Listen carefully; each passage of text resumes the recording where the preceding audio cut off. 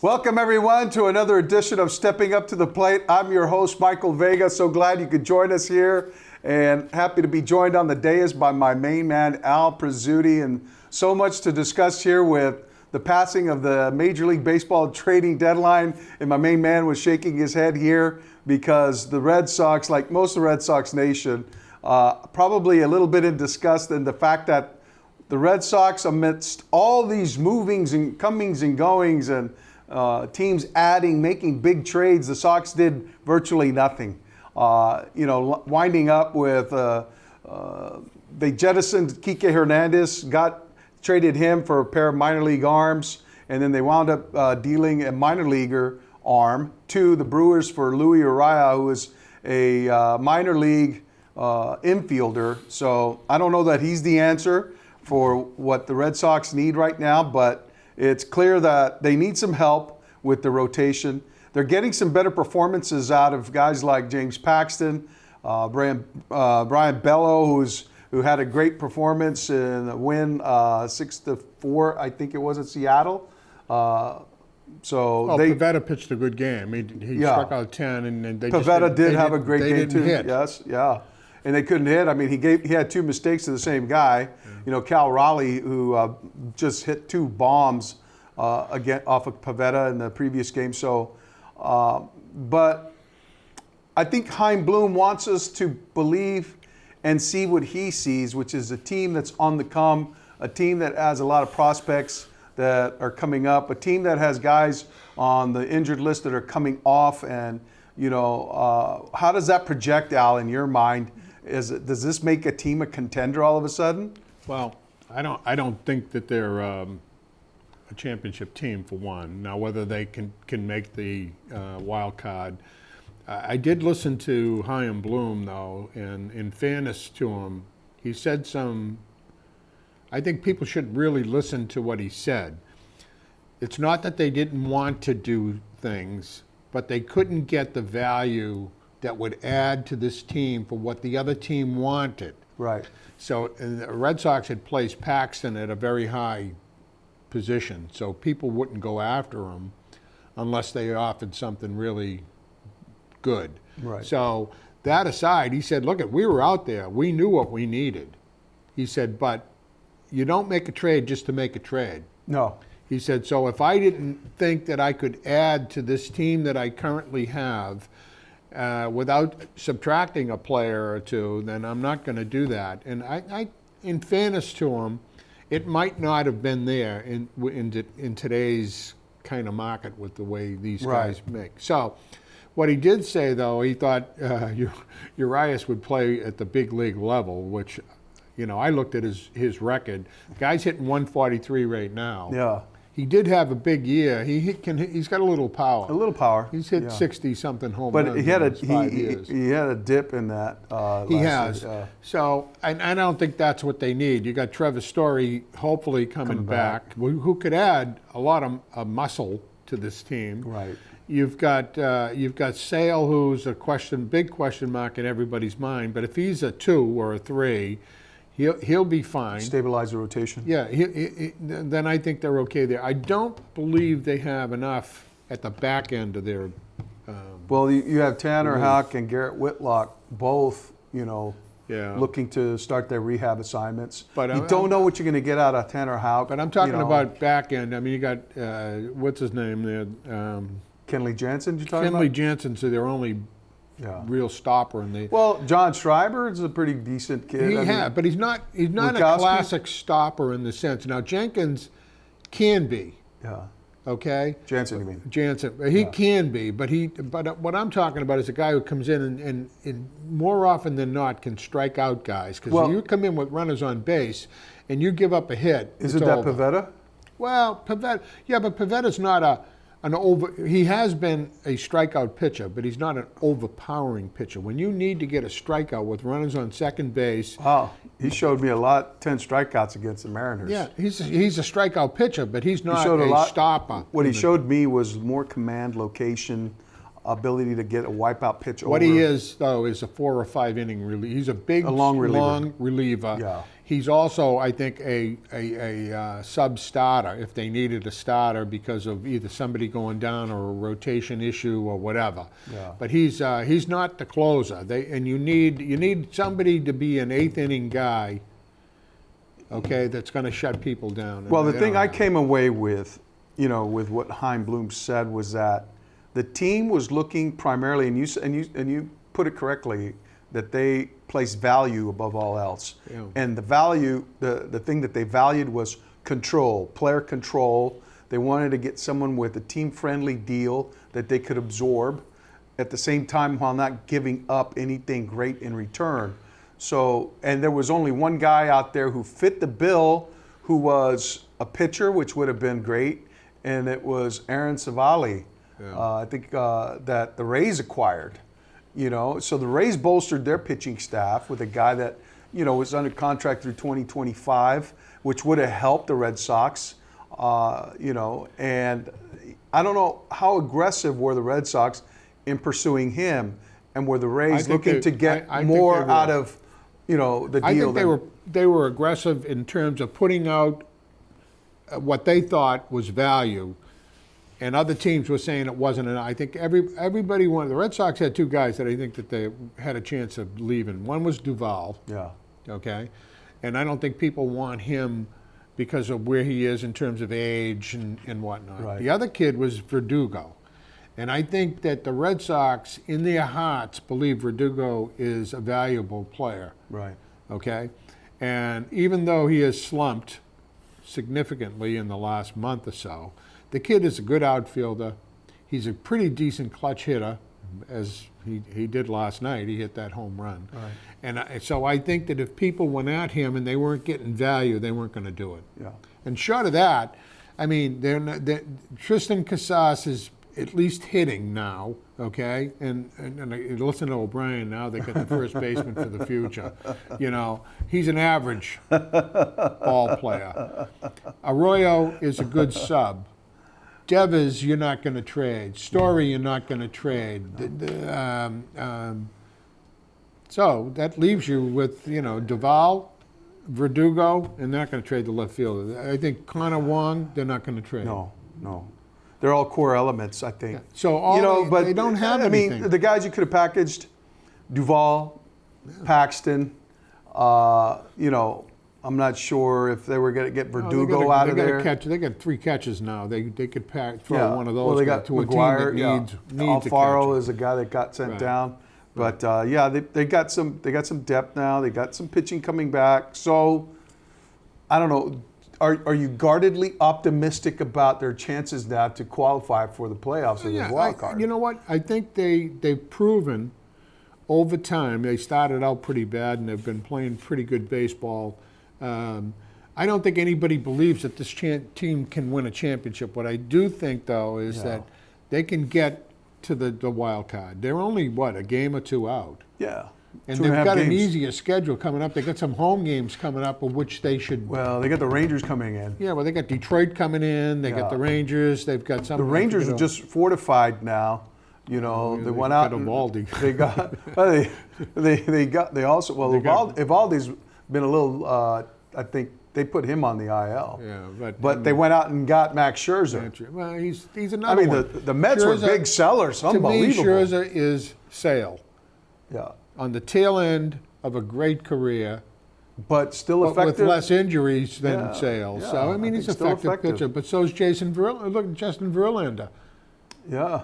Verlander, he goes back to Houston. Yeah. If you look at his second half, not the start of the season, the second half of the season, he's been a top-notch pitcher. The interesting scenario there is that here they were teammates with the Mets, Verlander and Scherzer, teammates with the Mets. Now they're going to be opposing each other in probably one of the hotter races in the AL between the Lone Star State's two major league teams, the Astros and the Rangers, and could very well see each other in the ALCS. That gets my my attention and excitement up for that. But the other thing that gets me excited right now is the U.S. Women's World Cup Soccer, Al. We haven't discussed that much, but there seemed to be quite a bit of furor over the fact that the U.S. women, I think 3-time champions now, right? Going for their 4th in a row, backed their way into the knockout phases, going in as a perceived number 1 seed. Yeah, but they're not beating people. They're not soundly. beating people. Well, I mean, the first match against Vietnam was telling because they had so many chances that they didn't convert. And then the second game against the Netherlands, which they won barely, Yeah, I mean, they're not beating anybody. Well, no, that was a draw. I think that was a draw, 1-1. Yeah, and they had a goal, taken away. Alex Morgan had a goal that was an offside that was taken away. Then Lindsey Horan, the co-captain, scores on a brilliant header, to answer a perceived slight that she felt from one of her former teammates, Barcelona club teammate who plays for the Netherlands. And they had a little confrontation on the pitch. And you know what? I love that. I love seeing that little competitive nature, that fire from Lindsey Horan. And one of her teammates came up and said, hey, you've already got a yellow card. Don't get another one because then you're going to be out, which is what is going to happen now for Rose Lavelle. It's amazing, Al, that I can tick these names off the top of my head. I've been watching, man. I love it. How about you? Have you watched any of it? I watched some of it, but it's not something that, You'll get up at 3 in the morning to watch live? No. No, I mean, I like all sports, but... yeah. But it's exciting. I mean, let me tell you, after watching the Men's World Cup, I mean, there was no greater championship final, bar none, Al, bar none. Stanley Cup, Final Four, Frozen Four, World Series, Super Bowl. I'm really, every one that I've ever witnessed, none more exciting than the World Cup victory that Argentina had over France. Mm-hmm. That was, it just, oh my God, it was just like, I walked away after that, breathless, Al. Mm-hmm. And I remarked, this is the best championship final, and will go down forevermore as the one. I mean, Lionel Messi, who's now with the Inter Miami, and he's like breathed new life into that franchise in the Scored MLS. 2 goals the other night. Oh my God, he's unbelievable. Yeah. But it's unbelievable to see that, and then you've got MLS now, with a little bit of controversy surrounding Bruce Arena, who's been put on a leave with the Revolution. The Revolution are going pretty good, in this League's Cup, and had a very nice win, 5-1 over Atletica San Luis, and in that match.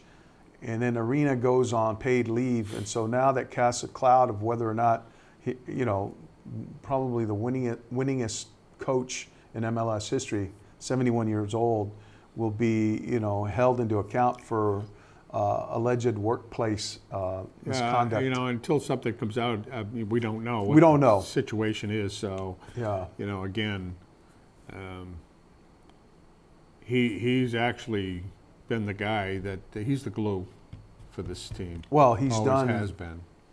He's elevated the entire franchise. Really, he has to a new. He's raised the bar of excellence, and he's forced the franchise to meet the standards that he needs and provide him with the resources. They have a new training center, new facilities, and these are designed to attract players, high caliber players.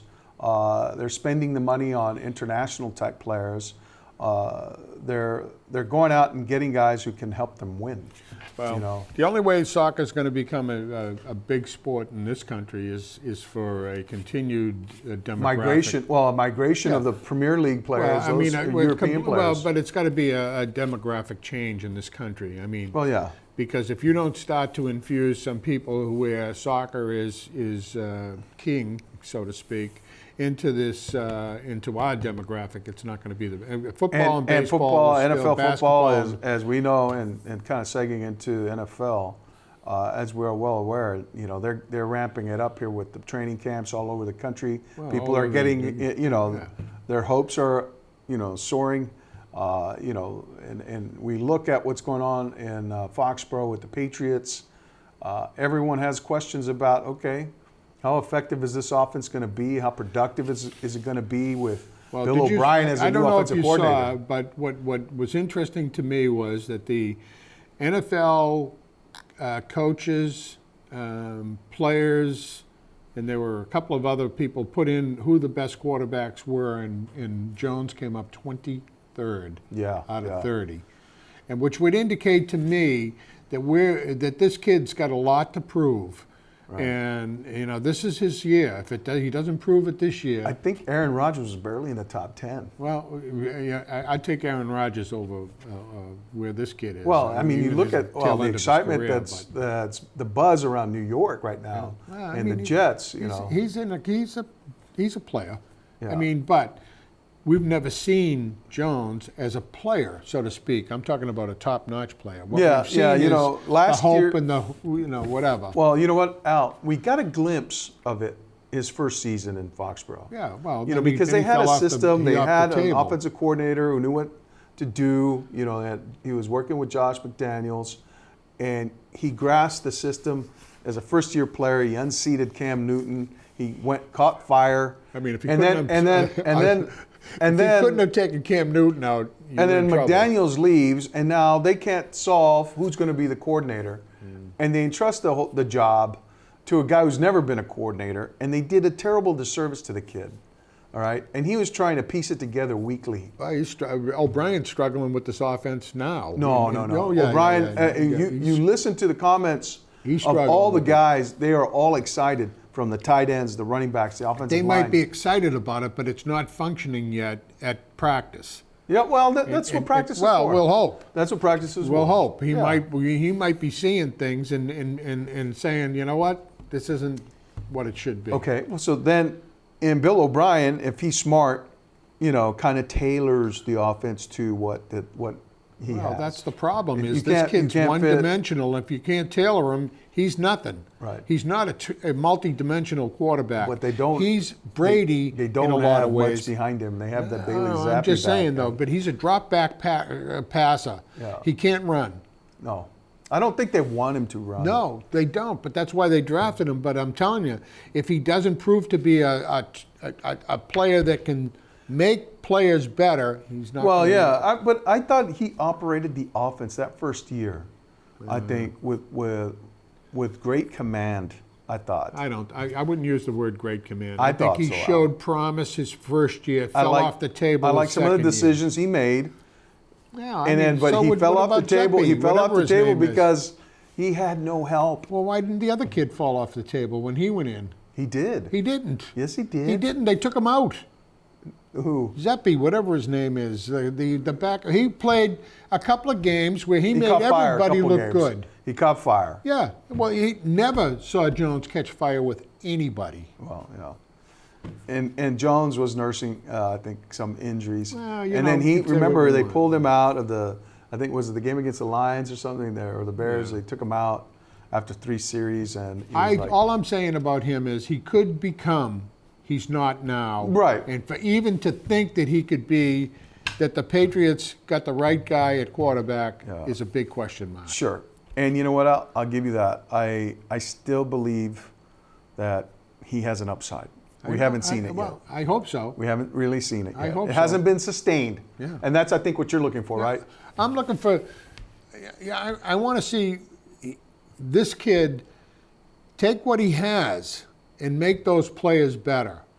And I don't think he has that in him yet. Yeah. Now that's a lot to ask for a young kid, but Brady did it. Came in, I mean, he took over for Bledsoe. Nobody even knew who the hell he was. People thought at that time that he should have been the starter too. Well, Bledsoe was a good That's why. quarterback. I mean, Al, think about it. Guy was a 6th-round draft pick, 199 overall, I know. and he's stuck on the roster. That's unbelievable. That speaks to Brady's command of the offense. I think if the Patriots have any success this season, it's going to be because they have a pretty decent defense. No doubt. So, I mean, and that's what excites me more than anything. Yeah, defense wins games. Yeah. And, you don't need a 38 to 28 game. What you need is to win the 21, 14, 17 type games, close games, with defense playing a big role. Yeah.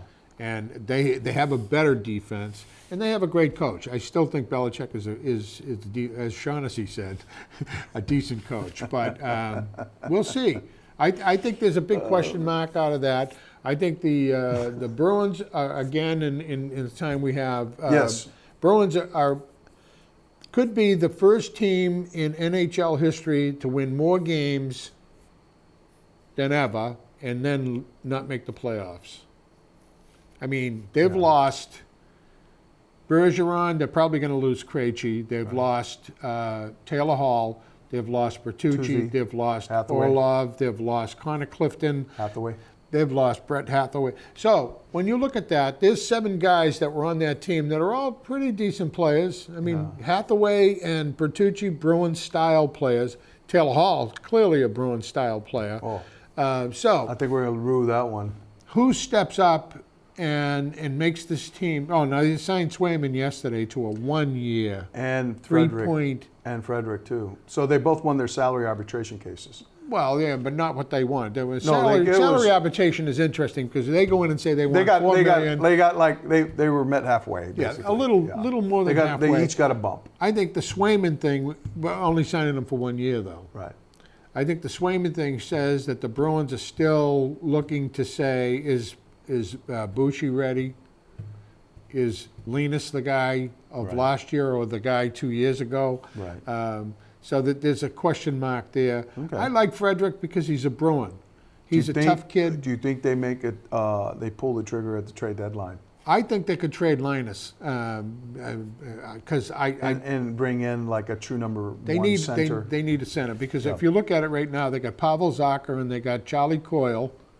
They got Trent Frederick as a 4th line because they lost what's his name. So if you're Nelson. an NHL team at the trade deadline now, and you have a number 1 center, but you have a goalie that's either injured or ineffective, do you pull the trigger on that deal and then deal your number 1 center away? Last week for a I goalie? heard as I was playing golf that the Bruins had put up Lindholm as a trade option, which was incorrect.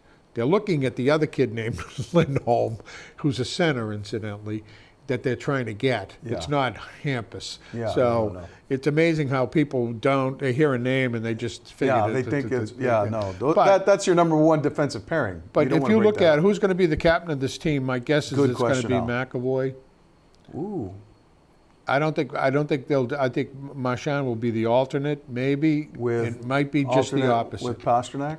I don't think Pasta wants to be that. I think Pasta's a little freewheeler, so is Marchand, but I think McAvoy is the type of guy. Here's a guy I'd go with, Coyle.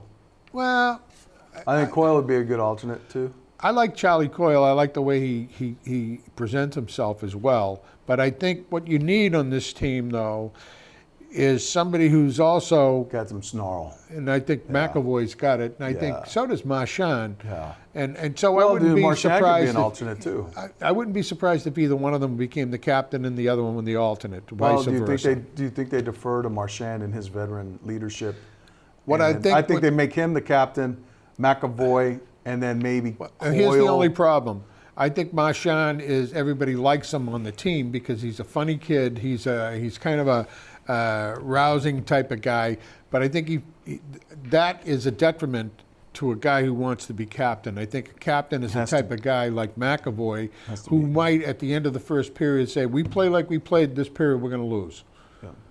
You know, Shoot you straight, lets you know what needs to So be we'll done. see. But Yeah, it would be a got you on that one. tragedy for me to see a team, and we all look back in retrospect at what went wrong. What I think went wrong was they tried to get the best record of all time and most points of all time when they should have taken Bergeron and Krejci and some of these guys when they already had won the President's Cup and said, you're not playing this, and then go in rested. Now, I'm also of the firm belief, and I've always been, that you don't rest players before because then they have to get up to snuff in the first round, which they lost, incidentally. But in Bergeron's case, I think that Bergeron's injury was worse, and the reason why he's not coming back this year than he said. Well, he played through a lot. And he played through a lot at the end. I think Krejci's just older, wants to go back to Czech. I don't think he'll play in the NHL. He'd only play for the Bruins. But it would be a tragedy for me to see a team that played so well last year, should have won the Cup, and then. Well, that roster is now broken up. I mean. Well, they still got some players. They got one of the best goal scorers in the game. They've got Marchand, who's a great player. they've got a good defense. I think they're fine. I don't think they won't make the playoffs.